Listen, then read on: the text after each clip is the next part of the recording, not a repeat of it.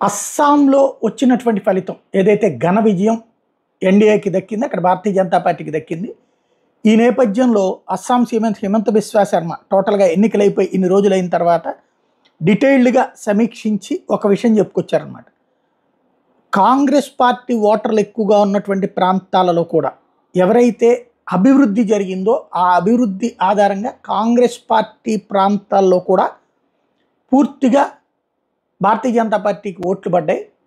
అదే టైంలో అంటే ఇక్కడ హిందువులు అనేటటువంటిది మత ప్రాతిపదికన వేయలేదు, కానీ అభివృద్ధి ప్రాతిపదికన ఓట్లేశారు. కానీ అభివృద్ధి చేసిన ముస్లింలు ఎక్కువగా ఉన్నటువంటి ప్రాంతాలు మాత్రం సంపూర్ణంగా ఐఎన్డీఏ కూటమి వేసినాయి, కాంగ్రెస్కి వేశారు. అక్కడ ఆ ప్రాంతాల్లో అభివృద్ధి భారీగా జరిగినా కూడా వాళ్ళు అటుకు ఓటేశారు. అది ఇప్పుడున్నటువంటి తేడా అన్నటువంటిది లెక్క చెప్పుకొచ్చారు. దేశంలో జరుగుతున్నటువంటి మార్పులో అత్యంత కీలకమైనటువంటి అంశం ఇదే. మత ప్రాతిపదికన మైనార్టీలు ఏకమవుతున్నారు, అదే సందర్భంలో అభివృద్ధి ప్రాతిపదికన మాత్రం హిందువులు ముందుకొస్తున్నారు.